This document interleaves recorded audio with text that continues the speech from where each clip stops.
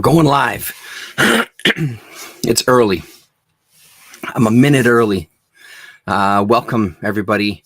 It is Sunday. It's the Sunday chat time. It's the Sunday wrap time. I'm flying solo today.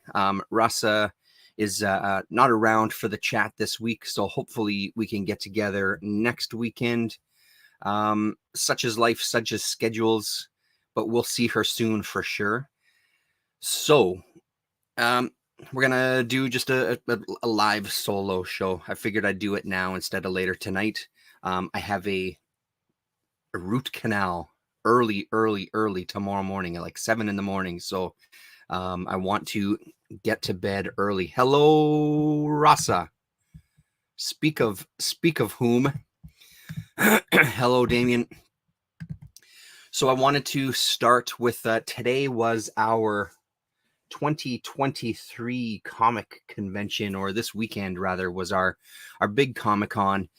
Recently it got taken over by some people out of Montreal. It was a local guy who had been doing it for a long time, or local guys plural who had been doing it for a long time. A number of them got taken over by this place out of Montreal. They do big conventions kind of in a few places across Canada. The first thing was what was normally $20 or $25, 25 bucks, I think, is now $40 for the day to get in. And honestly, I'm kind of pissed because I spent 40 bucks to see everybody who I normally see for either free or for like $5. That said, of course, I did end up picking up a few things, and that's based on the fact that the local comic dealers are amazing. They've always got good stuff. There's always stuff in their bins that I'm leaving behind because there's just too much. So I did end up picking some stuff up. The other side is there was a place that usually comes from Montreal, a store that usually comes from Montreal. They usually take up a big footprint on the floor, and they always have incredible stuff. They have a wide range. They often offer a wide range of different types of books. So I love kind of going to them, especially on Sunday. Everybody's more willing to make deals on Sunday because it's the last day and they just want to bring home less than they came in with. But they weren't there this year. They haven't been there for a couple of years now. So if that's the case, I don't know if I'll be going back because it's just so many other vendors in that place. And honestly, like, I know that I'm not under any impression that the comic conventions these days, the big ones, are strictly comics. I totally understand that they're more pop culture.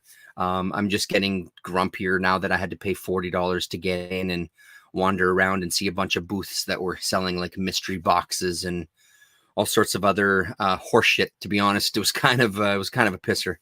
That said, of course, I did find a couple of things. So we'll do a quick haul, and then we'll get into what I read this week. I found 3 more dollar issues of Firefly, and actually, because I picked up another book for them, they actually threw these in for free. Again, the amazing. I cannot talk highly enough about the local sellers in this town. Like, there's some incredible people in town here who often sell. Oh, a bit choppy, hey? Let's see if I can do something about that. What if I do this? How is that now? Let's see. My signal looks good on my end. How's that now, Rasa? I've got I lowered the quality of the stream to 480 instead of 720. So again, to give props to the locals, they're amazing guys. It's an amazing group of people. They're always willing to do deals. They always have good selections of books, especially if you're into the mainstream. Not as much when you're into the weird shit that I'm into, but it was nice to find some Firefly books, just issues 31, 32, and 33. I was hoping to find some. One of the main reasons I was going, the top of my list to go was getting some Firefly books. And speaking of which, actually, I ended up getting a Firefly shirt there, which is pretty great. So anyway, that's that one. The other book that I bought from these guys that caused them to throw those in for me for free is one I've been looking for a long time. I think Gore Vidal is the one that understood internet is shit. Gore Vidal is the one that originally turned me on to this. I've had it on a wish list on Lone Star for the longest time. It's look, Rasa, it's an X book, X Women by Milo Manara and Chris Claremont for a paltry $10 Canadian. When I see this online, it's usually kind of in the $30, $35 range American. So really, really nice score. I've been on the hunt for this one for quite a while. So I bought that and they threw in the Firefly dollar books for free. So I had a quick flip through this and of course it looks fantastic. It's Manara. All his women look like they're constantly in ecstasy, which is quite a thing. So that's X-Men book I can get behind. Another dollar bin find, another issue of Real Girl. It was a Fantagraphics anthology. I think I've got 4 issues at this point. There was maybe 10 issues, possibly. This is number 8. Yeah, not much to say about it. It's Fantagraphics from a certain era, especially when it's $1. I'm always going to pick these things up. I think they're always worth it. Finally jumping on this book. I've seen it before. Ignore the prices on these. I've seen it before, and I finally decided to dive in. There's a guy, Wayne, who I always end up buying stuff from. He's the guy that I bought Ninja Turtles books from before. Finally jumping into the Gore Shriek single issues from Fantico. I've read most of these, or at least flipped through most of these digitally. There's a lot of really good artists that end up in here, including Rick McCallum, I think, and Bill Anderson end up in one of these issues. Not this particular issue. It's true. Constantly. And they have pillow fights when they have sleepovers, from what I understand. So it's a book that I've always kind of had my eye on, and it's always been really pricey. Again, I didn't pay the $30 for it. I bought a bunch of stuff from him, and he gave me a bit of a discount, which is fantastic. But I'm going to start getting into these, I think. And I think because there wasn't that Montreal place, I was more willing to kind of drop a couple of dollars extra on some books that I might normally just kind of leave in the bins.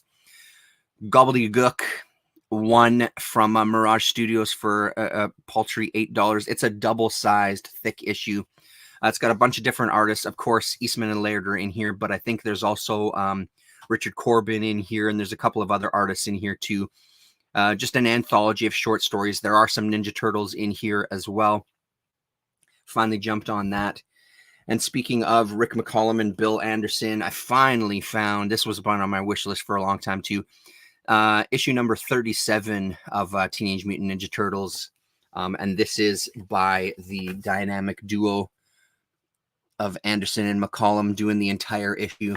I've read this one digitally, but I'm so glad I finally got a copy of this in my hands. I can take it off of my wish list from Lone Star. Great stuff. This has been the year of Turtles for me for sure. And as you're all aware, I'm a huge fan of Rick McCallum and Anderson, so that's a real nice one. And speaking of TMNT, I did spring for book number 1 of the first comics collection, the recolored stuff. I had books number 2 and 3. Rasa had talked about getting the Penguin versions of these in the UK recently. I think for, what was it, £1 a piece, Rasa, if you're still there. It was very, very dirt cheap though. So I had to do it. They had book 4 as well, but these were a little bit pricier. So I just got the one book. I've read all of these and I have some of them in single issue format, but I do want to see them in color, and I would eventually like to have this entire set of the first comics stuff. So that was a very, very nice score. Just a few more magazines, then we'll get into what I've been reading. Pacific Comics. These last 3 were $3 a pop. Pacific Comics 1977 comics catalog. I've never seen one of these in person before.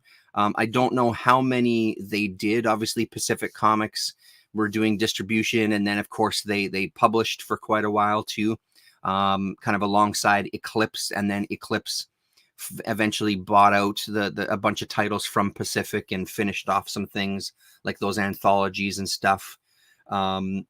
So this is just a straight ahead catalog. It's just page after page of lists. There's a little bit of, pardon me, there's a little bit of art in here as well. A nice Frazetta cover. Pardon me. But it's mostly just a list of publishers, titles, and issue numbers and prices, but still cool to have kind of like a piece of history there. And finally, I found 3 issues of the Comics Journal. Issue number 56, Michael Fleischer, an interview with Jonah Hex's alter ego, and then Roy Thomas quits Marvel for DC, with a great Jonah Hex painted cover there. Looking really good. So issue number 56. And then I found issue number 99, What's Wrong with the X-Men? And then there's an interview with Arn Saba in here as well, too, that I'm looking forward to. Neil the Horse fame that I talked about way, way back. And finally, for the Comics Journal, issue number 139. And this one caught my eye. It's Adult Comics Under Siege. 2 Florida retailers busted. And then there's a new book, Seduction of the Innocent Revisited. Pete Bagg interviews Elaine Kaminsky-Crumb. A Decade of Weirdo, an Autopsy by Dr. Jim Woodring. And there's a bunch cover and Elaine Kaminsky-Crumb cover there too. So that looks like it'll be a very kind of interesting issue, that one, that under Adult Comics Under Siege. I think will be pretty great. So that's it from the comic convention. And I honestly, for real, don't think I'll be going back to that anytime soon. Especially if those prices are going to keep climbing the way that they are. If you wanted to go just for yesterday, it was $50 a person just to get in the door. Depending on where you live, that might seem kind of average, but here that's like double what it was just a few years ago, even. Or even, I want to say I got in on Sunday last year for $20 or $25. So it's quite a jump in price all of a sudden. And honestly, just not worth it for a guy like me, right? Even though, again, of course, I supported the local guys that were there set up, because I also know how much it is. I also know how much it is to get a spot there. And I can't, from talking to a couple of the guys that I knew, one guy was telling me that the price was the same. There wasn't much of a difference. There was a small difference in rental price for the vendors, so that's good. Not cutting into them as much as cutting into us. So there you have it. What did I read this week? I read an absolute boatload. I'm well past the 500 comic goal at this point. I think I am. Let's have a look in the handy dandy red book. Yeah, I'm up to 519. So I read 19 comics this week, which is great. And I've been reading some incredible stuff. Why don't we start with what's right in the front here? In no particular order, I finished reading The Jam from the Tundra. The Tundra is the color reprints of the original black and white books. The Tundra stuff, I think, came out in 92. The black and white stuff was at Matrix Graphics and Comico, I think, was what it was. Or Caliber. I think there was some stuff with Caliber as well, too. The Jam, Bernie Moreau, it jumped all over the place. This one, did he have help from... Let's see who he had. Slave Labor is also where it was from. Oh, yes.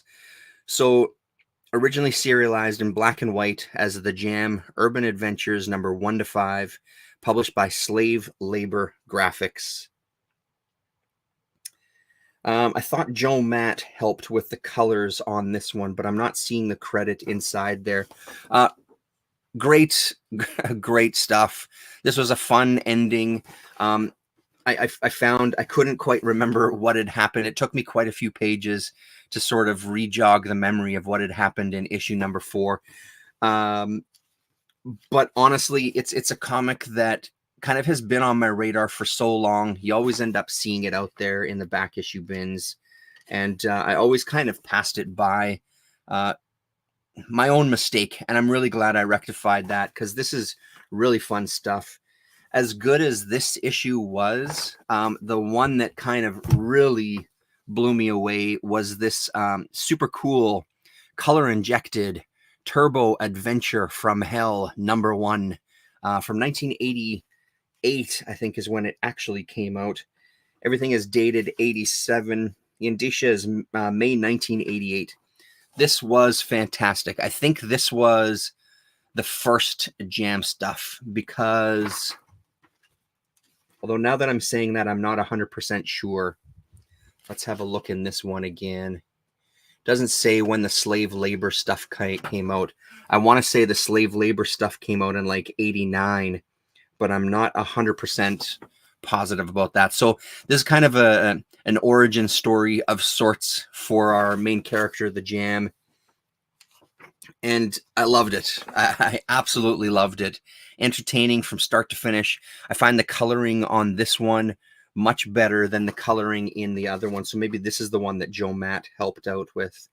Yes, this is the one. Thanks to Joe Matt and Matt Wagner for their pinups. I thought he had a coloring credit as well too, but they did the pinups at the very least in the back. Just great kind of indie superhero stuff in here. As much as it's a superhero book, it's also kind of a slice of life sort of story. There's some good kind of comedic moments in here as well. He just has this kind of sixth sense when it comes to watching around him, and kind of sees a bank heist in progress and ends up donning his suit and kind of putting a stop to it as he calls the cops. He's tipped off that if you let me go, we've stashed the bag of money in one of the garbage bins right near the bank. He comes home to his partner, and they start talking about all the financial worries they have. And he kind of wakes up in the middle of the night thinking about getting that money, because it would really help them out. And he does. He takes the dog out for a walk, slips in some dog shit, and goes and finds the bag of money. And kind of, we just get his blissful expression at the end here. Really solid issue. I would say that if you want to try out the Jam, this is a fantastic single issue to pick up. It gives you a real good look at what the art is, what the storytelling is like. I'd put this kind of tops of your list if you're looking to get into the Jam. If you want to just dive in, I would say get the slave labor stuff over the Tundra stuff. Because like I said, I'm just not as big of a fan of the coloring in this Tundra stuff. It's really, really dark. I don't know if that was a result of the printing or the actual coloring itself. I'll show you. Here's the Joe Matt pinup and the Matt Wagner pinup as well. So there's Mr. Joe Matt, R.I.P. And there's Matt Wagner there. Bit darker colored on that one for sure. So I'm going to switch the quality back, actually. Let's go high def. High def, baby. There you go. High definition. Great reads. Another stellar read. I need to read issue 6 again, and then read issue number 7 again. This is Baker Street from Guy Davis. Man, oh man, is this this is really getting to be a good book. We have sort of like a Jack the Ripper type of story going on in this one, and our punks are kind of heavily involved in the mystery itself. It's affecting their community as well. There's the two different gangs that it's affecting. This is kind of Guy Davis really, for me, finding his voice and his feet as Guy Davis. The art style has really jumped up since the early issues of this book. The storytelling itself is kind of much more on point and easier to follow than the earlier issues. I found it a little difficult at first to kind of just follow the sheer amount of characters, and the storytelling was a little bit dense. This has started to spread out a little bit. I loved this. This was a real fun, easy read. So if you're into wanting to check out Guy Davis earlier stuff and you want to try out Baker Street, start with issue number 6, 6, 7, and 8. I think it's 3 issues possibly that contain this sort of Ripper storyline. I'm not sure if it goes right to the end. Baker Street only went, I think, 10 issues, but this was such a delightful read. I'm going back to read issue number 6 again and probably sit with this one more time. I was reading through the Guy Davis magazine that I have. There's an interview with him, and he talks about the Marquee, the book we were talking about a couple of weeks ago. And I was saying how the thing that made that Marquee book difficult to read was the amount of rehashing that he does with the next series. And in that magazine, he admits that that's a big mistake that he made. He felt like he should be doing that a lot. And he says, looking back at that book, it kind of makes him cringe, the amount of kind of rehashing some of the storytelling moments that he did in those second and third kind of series there, mini series. And it's good. It wasn't just me; it was him as well, saying that, he kind of made a mistake going to that length. The idea that, every issue is somebody's first issue, there's that kind of idea. There is a limit with that, though, with how much you're going to rehash the story. You do have to give the audience a bit of the benefit that they are going to follow you or are going to try to pick up the previous stuff. The other thing in the back of this one that I wanted to point out was he had a portfolio coming for Baker Street. Is there another ad? I think he talks about it inside too, but there's 10 full color plates by Guy Davis and Vince Locke featuring the covers and ad pieces to the first mystery, Honor Among Punks, along with 2 original plates done specifically for the portfolio, a signed and numbered edition, limited to 2,000 for $24.95. So there's that ad there for the Baker Street portfolio. I haven't done a search online to see if I can find it, just to see if there's copies online of what the prints or plates looked like themselves, but I'm sure they looked amazing. Not much to say about this one. This is one that I got from Lone Star. Jim Henson's The Storyteller. This is book 2 of the Fairies 4-issue miniseries, done by Benjamin Shipper is the name, artist and writer. Like every other Storyteller book that I've read, this was just as good. This really is a series that you can jump in anywhere. It doesn't matter what miniseries. Every single issue is a standalone issue. The only thing that kind of determines what it's going to be about is which series you're reading. There's like the Trickster series, there's giants, all sorts of things. There's ghosts, there's witches. That's the only thing that's going to give you a hint as to what the story inside is about. But every single issue of this has just been an absolute pleasure to read. And this one was no different. So if you don't know The Storyteller by this point in watching my channel, you haven't been paying attention. Honestly, just pick some stuff up. Really, really great. Artist portfolios have completely disappeared. They used to be all over fandom at the time. Were too expensive for me. Yeah, absolutely. They do seem to have been everywhere. Everybody was doing them. Even comics that you didn't think would do them. The infamous one for me is the Lost Continent. Is that what it was that I had read? And then Colin found the portfolio online. Pop Comics, good afternoon. How are you? What do we got next? Let's go to this one. So Eastern Comics, publishers of Manhwa, Korean comics. This is 1988. It was a 2-issue series, or they only put out 2 issues. This was intended to be a bi-weekly series that was going to last the entire year at the very least. There was how many? I think they say inside. Uh, ba, ba, ba. The Wild was first published in Korea in 8 96-page volumes in 1987. We will be presenting in bi-weekly in a 32-page format, so the entire story will run for 1 year. They only made it for 2 issues before their company crashed.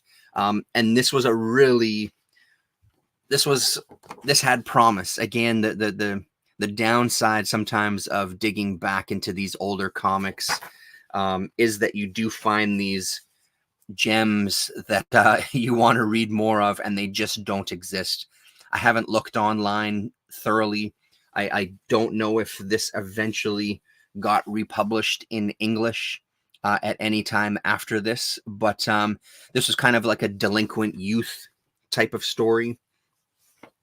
They compare it to the Untouchables, which was their baseball comic that they were putting out from Eastern as well, which was equally a blast of a read. And I would easily read volumes of that, even though I don't really care less about baseball whatsoever. So we have our 2 main characters that are getting out of jail and kind of going their 2 separate directions. And we're going to be following them throughout this series, I imagine, is what it is. But there's some really beautiful stuff going on here. There's like a screen here, this lines that are going as they kind of get met with the son first coming out of jail and back onto the streets. Really nice effect there. Kind of bothers your eyes just to look at it in person as well. Nice character designs, good use of kind of the page and the space around the panels and things, even though for the most part we do get a lot of open panels like this top one here without a hard line border. Obviously that's not the standard to the entire thing, but just shows some promise. I don't think there was enough here to really get into where this story was going. The guy here with the glasses, he was going to see his girlfriend. When he gets back to the village, he runs into the father, and the father wants to tell him something about her. We don't get to know. I mean, I assume it's that she's in a relationship with somebody else.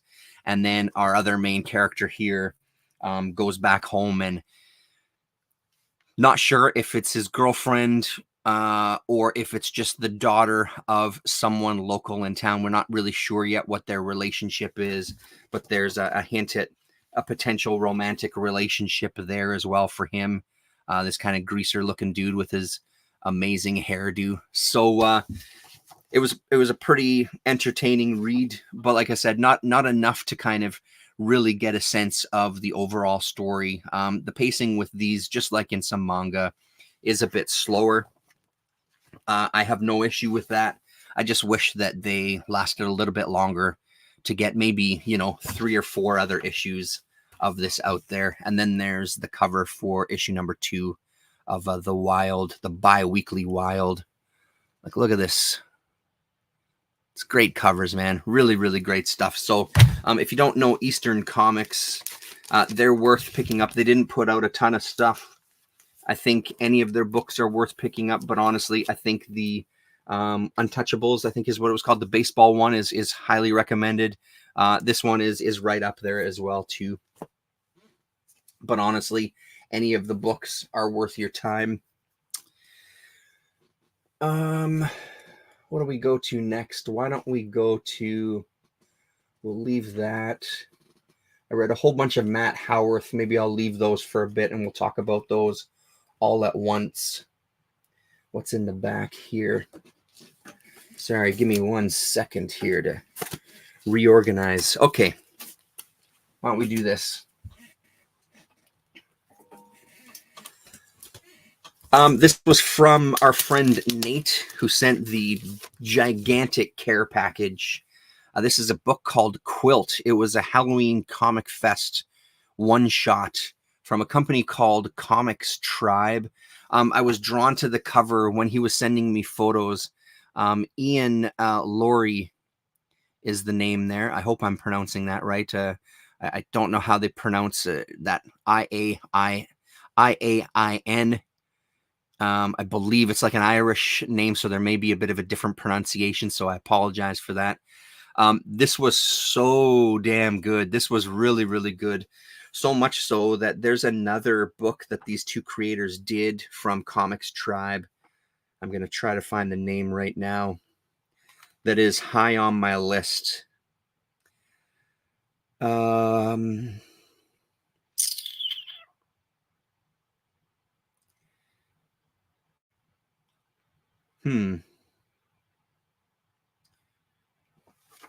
John Lees is the writer.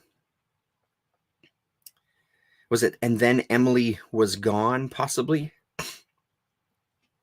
Yes. So And Then Emily Was Gone with artist Ian Laurie. So that's the name of the book that they did beforehand. But this art is very much in that Ian Bertram style, that sort of style, you know, really, really nice stuff. Our main character is this kind of psychologist slash, I don't even know, like she has this ability to enter people's dreams and kind of help them out with whatever trauma they're experiencing through walking them through their dreams and being in the space with them as kind of a support. And she kind of deals with the horrors that these individuals are feeling. And I won't go too far into it because she does meet up with somebody and the outcome isn't quite what she has in mind for this individual. Really well told. The art is gorgeous. The coloring is gorgeous. Very, very easy to follow. I'm absolutely blown away by the art. So yet another hit by our good friend Nate. So thank you very much, Nate, for this one. I absolutely loved it. What year did this come out, this Halloween one? This one was 2016. And Comics Tribe is not a company I've heard of. Doesn't say where they're out of. No, it doesn't. But yeah. Excellent stuff. I'll show you one more page there. Excellent stuff in this one. Mon Morgan, thank you very much. Thanks for hanging out and tuning in. So, solid read. A new book I picked up off the shelf. I couldn't resist trying out, as much as I'm not a fan of vampire stories, I couldn't resist picking up James Tynion's Dracula. So this famous monsters, Dracula issue 1 from Image Shadowline, I guess. Is that what that symbol is there? Martin Simmons is the artist, and honestly, it was the art that really drew me in. James Tynion caught my eye for sure, but it was Simmons' art that kind of sealed the deal for me. And surprisingly, this was a damn good read. It takes that kind of Dracula story and it really condenses a lot of the build up that you see in the movies and the books, and really compresses it into a pretty solid first issue. By this point, I think there's some of these stories that all of us sort of know, even if you don't have a lot of history with any of these characters. You know the gist of the werewolf story. You know the gist of Frankenstein. You know the gist of Dracula, where I don't think it's necessary to repeat the entire thing over and over again. It's kind of like writing the Batman, a Batman story and continually spending page after page talking about how he became Batman. It's just really not necessary at this point. So I was surprised at how much I enjoyed this. I didn't expect to like the story very much at all, but it was pretty impressive, so much so that I am going to add it to my list and keep up with it. I don't know how many issues it's going, but man, oh man, that artwork is beautiful. And again, beautiful coloring. One of the things that I find myself saying a lot, and I know I'm not the only one with new comics, with some new comics, is it just feels like coloring in comics has grown leaps and bounds in a number of different areas, not just independent, but some mainstream as well too. So it's really satisfying to see that and get that in print as well. So here's our nice center spread. So I'm glad I took a chance on this one. If you're into Tynion, or if you know Martin Simmons' artwork, it's kind of a no-brainer for you. What else do I have here before we get into Mr. Matt Howarth? We got that. We got that. That's Howarth. Oh, yeah, we got these two. Okay, perfect. One that I won't spend too much time on. I finally found a copy of Night Terror's First Blood. This was the prelude to the whole Night Terrors. This is, I think it's a Jay Lee cover, isn't it? Love that cover. Batman and Deadman kind of intertwined into one kind of grotesque figure there. A pretty decent setup for what was a pretty decent read for the most part. Of course, I was getting it mostly for those wild covers. I'm a huge Deadman fan, so this was good though. Nice to get that kind of intro chunk out of the way. So now I've got that whole kind of that whole Night Terrors offshoot itself collected there. So solid stuff. Doctor Strange, the new Doctor Strange, is still keeping my interest. We have General Strange and what he's going to eventually do. There's going to be a big battle between our world's Doctor Strange and this General Strange. Clea looked like she was going to go with the General. Looks like now maybe she's against the General. We don't really know. So she's kind of playing this part of we're not really sure where her allegiances stand. Pardon me.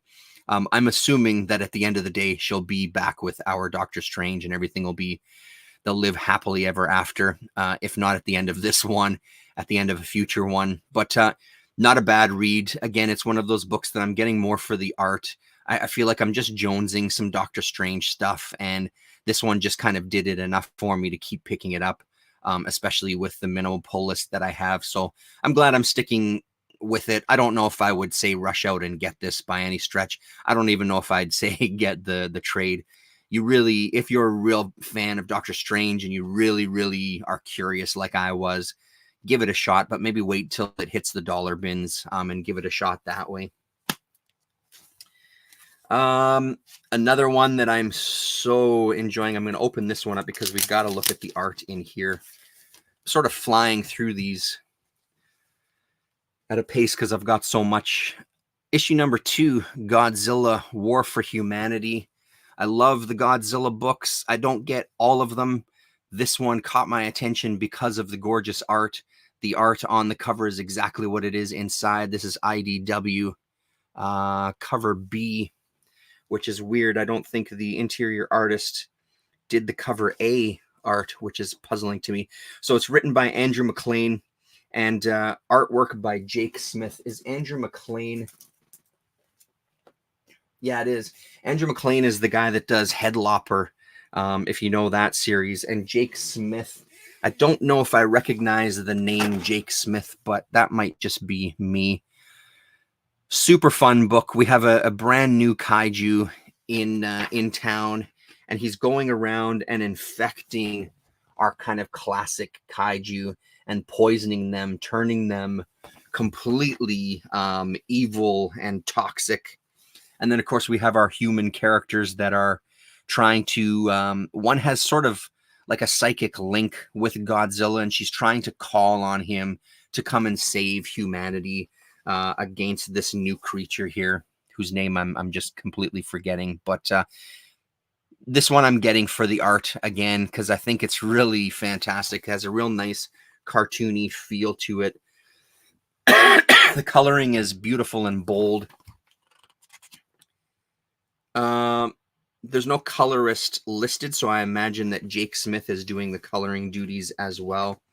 But pretty fun stuff for the most part. You're not getting any groundbreaking storytelling here by any stretch, but it is a Godzilla book, and you are seeing lots of kaiju kicking the shit out of each other. So that's, at the end of the day, that's what you're paying for.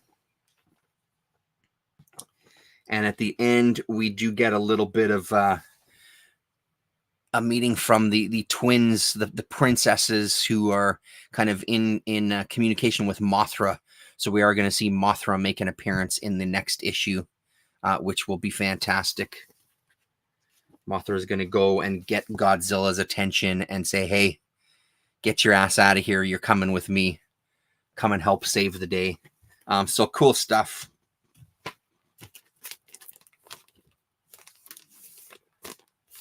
Another new one. Number 1, Rare Flavors, issue number 2 by Ram V and Philippe Andrade. Man, oh man, this is good shit.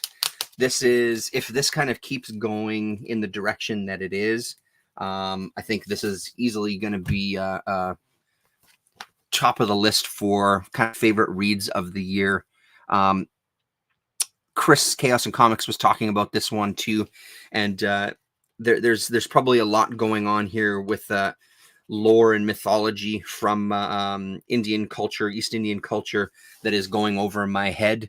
But we do have this main character who, pretty sure at this point, he's pretty much admitted it, that he is this kind of demon. And he is eating people.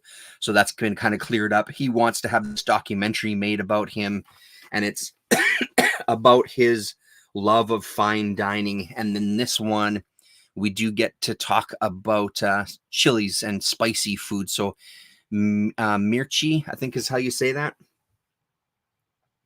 The Portuguese are said to have brought the red chili into India on trade ships from South America.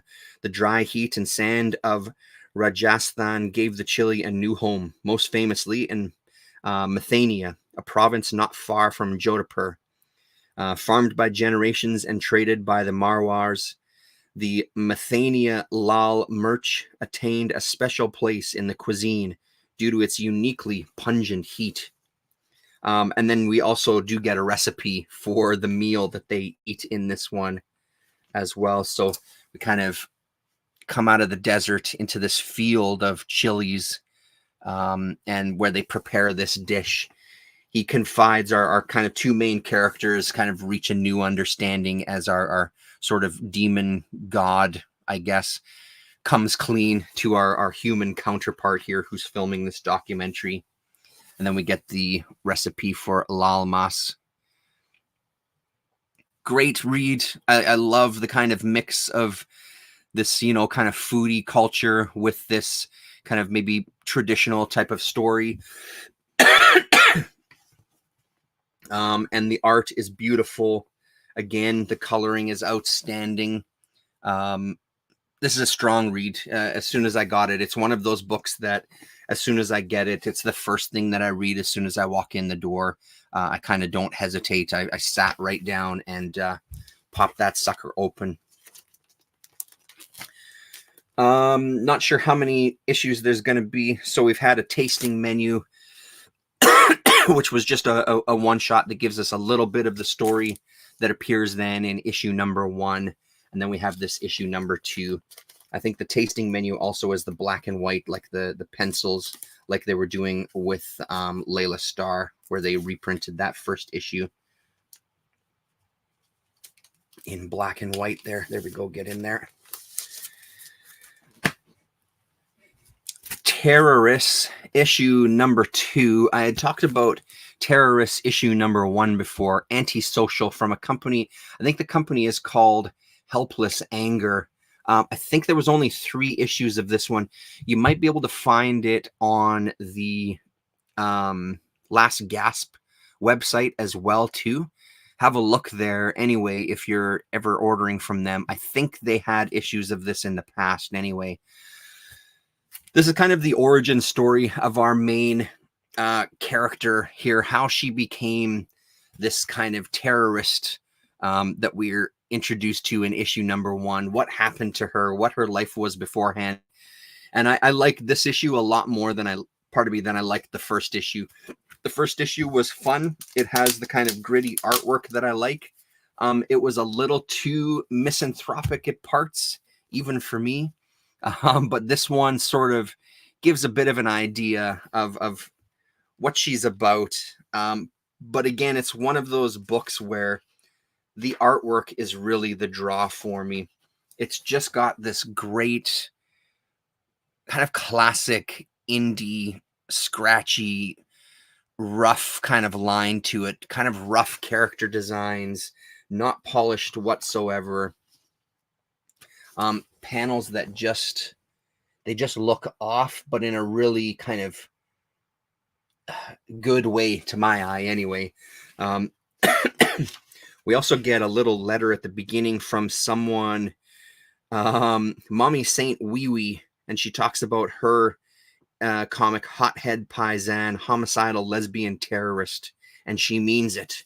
She kind of ends up slamming terrorists issue number 1 a little bit, and then also promoting her own copy. So I'm unsure if this was at the time they knew each other, and this was kind of how they kind of came up with getting some promo for her book as well. Surprisingly, it is something that you can get. I see that it is on Lone Star. They do have it listed. I don't remember if they had any comics copies in stock currently, but it is a book that exists. So pretty great origin story here. And then there's also a backup story that honestly didn't stick with me because I can't even tell you the first thing about it. Let's see. Oh, right. It had 2 backup stories. Yes, that's right. Now I remember. Girl in a Swimsuit. This was actually pretty damn funny. It's this female scientist. She's doing kind of this work for her boss. And of course, he's stealing her ideas. He's stealing her research and kind of promoting it as his own. She goes home. She kind of talks herself out of like, it's no big deal. She sort of feeds into that narrative like, well, whatever, it's okay. As long as I'm doing the right thing, what does it really matter?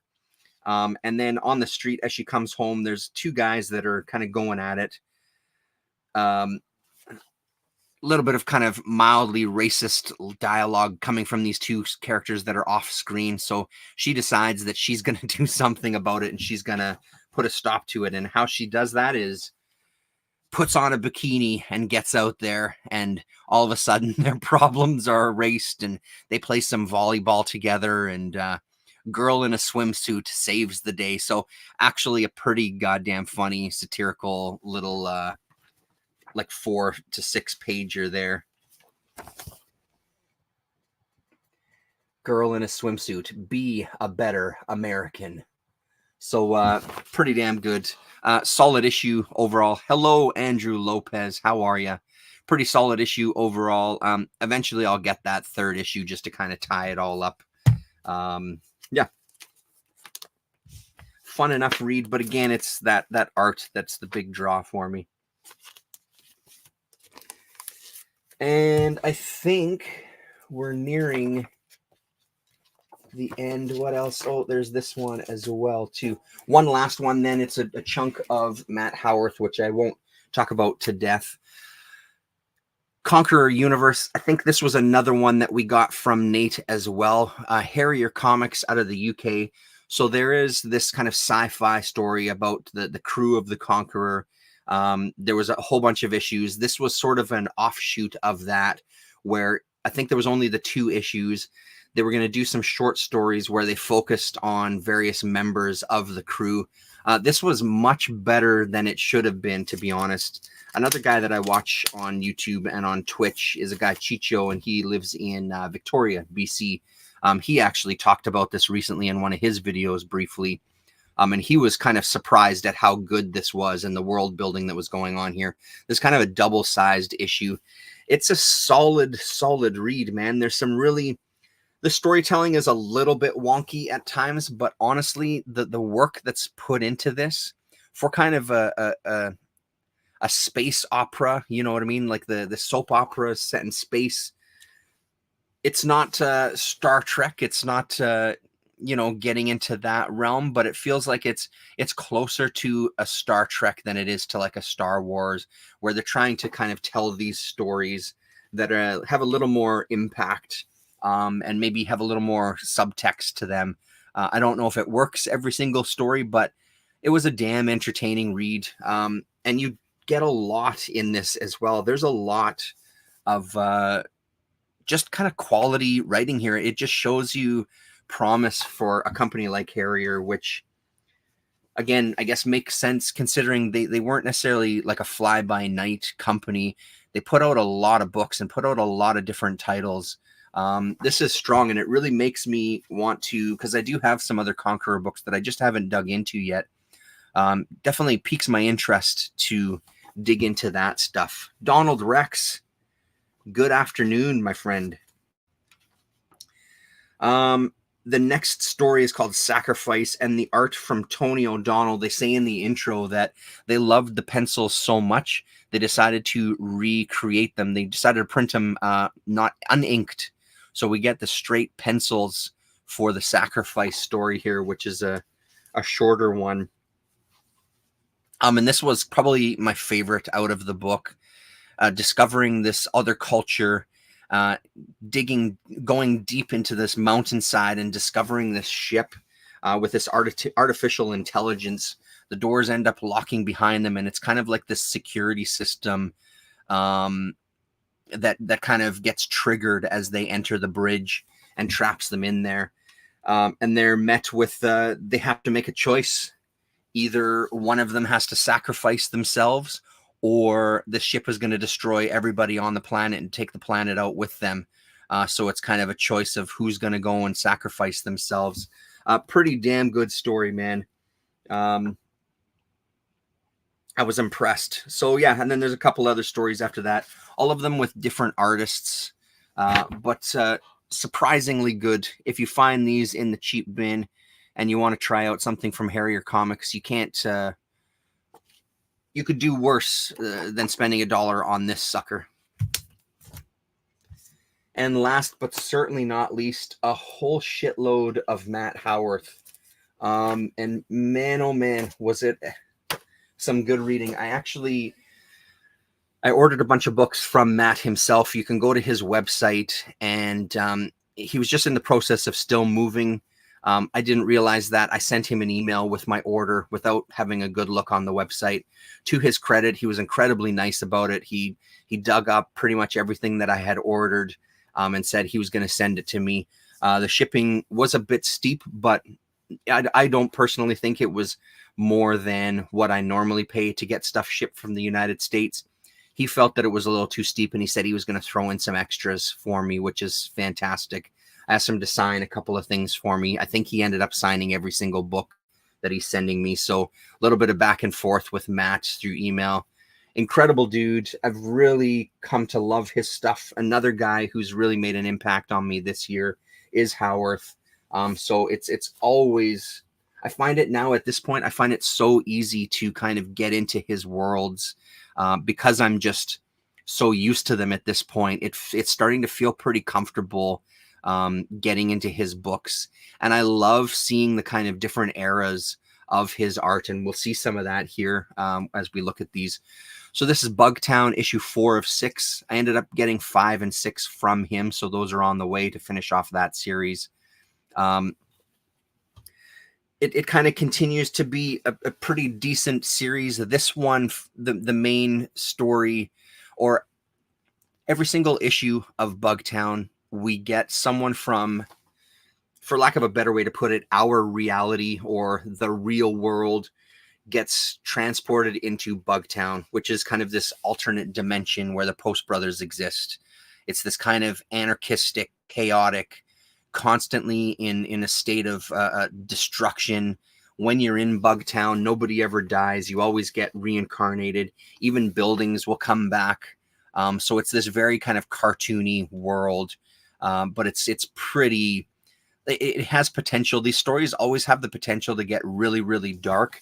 And for whatever reason, I don't know if it's the art, I don't know if it's his comedy within it, his kind of ability to kind of make it pretty lighthearted. It doesn't ever, for the most part, it doesn't enter a territory where it's incredibly dark. So that you don't want to read it. You always want to participate in it because it's always kind of fun. So in this issue, our character that gets zapped into Bugtown is the first human who was brought into Bugtown. Citizen Zero is what he's then known as. And then we get into Ron and Russ Post and kind of our regular story as it's been going on here. Savage Henry is in this one. This one had some backgrounds that I wasn't the craziest on. So I have mixed feelings about this Bugtown series. In a way, it's kind of a pretty good one to start in on because you do get a sense of Bugtown itself. But I found like the art a little uneven in this one. This isn't my favorite. This isn't my favorite Howarth art in the stuff I've been reading, even though it does have some strong passages. I don't know if I would recommend this as kind of the first thing to pick up from him, but still entertaining stuff. And again, if you're used to the Matt Howarth world, you'll feel right at home picking this stuff up. So I ended up reading issue number 5 and 6 of those annoying Post Brothers. And to kind of counter what I was just saying before, there are times, which is why I said he for the most part, stays away from it being pretty dark. There are times, though, where I do find that the story does get pretty dark. And I would say issue number 6 was a pretty goddamn dark story. But we'll start with issue number 5. And this era of Howarth, I love his art. This stuff just has a look to it that I find extremely attractive. So, hello, Rafa. How are you? Their home has been destroyed, has been demolished. Let's find Ron has demolished. I always get the names confused. Ron has demolished their house. So this story is Moving Day, where they're now going to find themselves a new place to live because the place that got destroyed just wasn't big enough anyway. They wanted to have a studio in there. And Howarth does a pretty fun thing here. We get to a point where we follow each of the Post Brothers throughout their day. So you read the top half for the entire issue. Then you come back and read Ron's half for the second half of your issue. So a really nice little gimmick there, but I think it works really well. The stories really are separate. I think it would be too confusing to read them both simultaneously. So I did just go and read the top half all first and then come back and read the bottom half. I sure do. Yes, absolutely. Ed Brubaker, big fan of some Ed Brubaker stuff. So this was a real fun issue just for that reason. Eventually things tie up together here and we sort of cross over for the last page here. So great issue. This next one was one of those where it was kind of borderline for me of, I don't know, man, am I enjoying this or not? The Post Brothers enter this dimension where they kind of do a home invasion and hold this family hostage and threaten to do all sorts of horrible things. There isn't necessarily a ton of violence in it, although at the beginning we do get them shooting a dog there. There's just this kind of, there's this threat of violence that happens through the entire issue. There's this threat of the horrible things that they could do to people. That I feel like enters that territory of being pretty dark. And what ends up happening is they've come to this reality because they want to get a view of the nuclear war that's going to destroy this reality. This is the brink of, it's the brink of destruction for this universe. So they choose this house to knock a big hole in the wall so they can sit. And then one of the other Bugtown associates shows up, and I'm blanking on his name right now. Bosch comes with some booze so they can all sit and look off into the sunset as the missiles fly and everything starts to get destroyed before they can zap out of there. And it just leaves the family. They've at one point, the father was getting a little uppity. So he transports him. One of the Post Brothers transports him to a reality where this horrific stuff has happened to his family, just to give him a view of what could possibly happen to him if he doesn't behave himself. And now he's kind of catatonic here, and his kids and wife are just now realizing what the hell is going to happen. So it's dark shit. That's why it's so impressive that he's able, for the most part, to keep it kind of lighthearted, because I don't know if I could read a series that was that dark every single issue, because there's a lot of potential to make these stories pretty fucking heavy.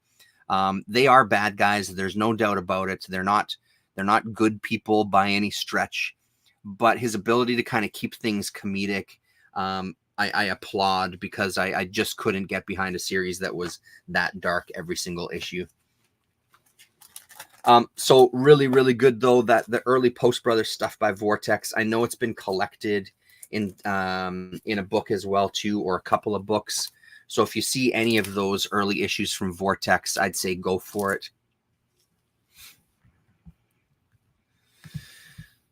These comic books he's showing in live videos are classics. I mean, they're classics to me. You know, they're independent mostly. These are books that just stuff that I read.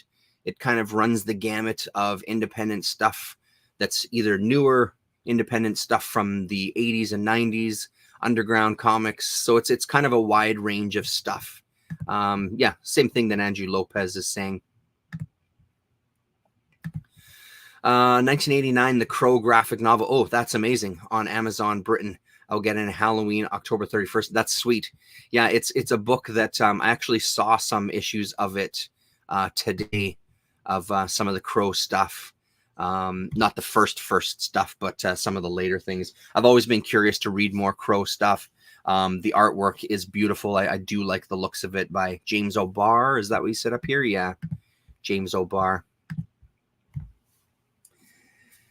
The only annual that I needed, there's 3 Post Brothers annuals. This is annual number 2 from 1996 from Aeon Comics. I have 1 and 3.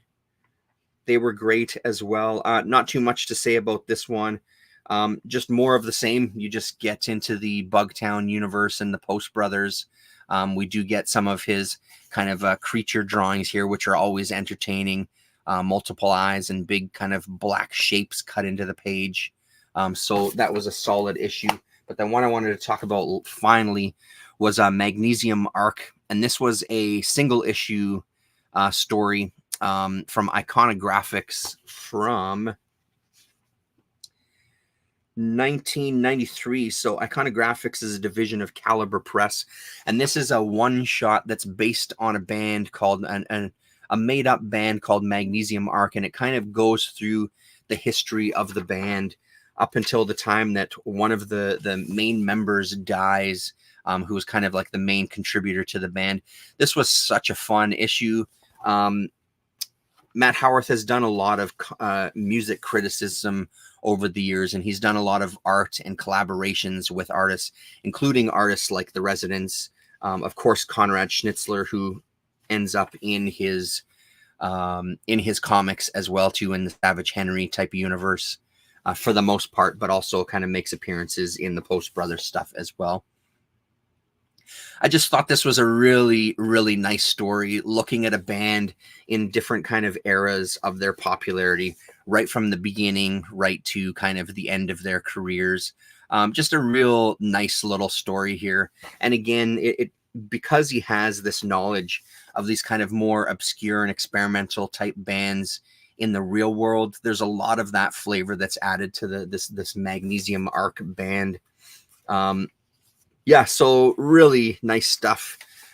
Some classic Howarth art here as well, too. I mean, his style is really unmistakable, and it's one of the things that, again, it wasn't a style that appealed to me right away. It did take me a bit of time, but now that I'm right into this stuff, I really love kind of, it's tricky because his stuff looks simple, but when you really look at some of the detail and some of the backgrounds and the way the characters interact on the page, it isn't really that simple. It's fucking solid storytelling going on these pages. So it was a great week of Howarth, and I'm really looking forward to getting this stuff in the mail. One of the books that I got from him was this WRAB, which our friend AFPC had highly recommended a number of times. So he still had copies of that. So I picked up a copy from him. So I'm really looking forward to getting my hands on that and reading that story. Magnesium Arc, its own thing. It's not in the Bugtown universe. It's not in any other universe of Howarth. So this is another good place to just jump in and try out some Howarth if you so desire. I don't know how easy this one is to find. I think this one is one of the ones that I got on Lone Star. So they've got a pretty good selection on there. So I'd say go for it. And with that, looking around, I think that is it. Thanks very much, everybody. Thanks a lot for hanging out. Nice to see you all. Rafa, thanks for dropping by. Andrew Lopez, always good to see you. Pop Comics, it's great to see you come in. And Mon Morgan, appreciate it. Sleepy Reader, Rasa. Hopefully we'll see Rasa next week. And in the meantime, have a good week, everybody. And we'll talk to you.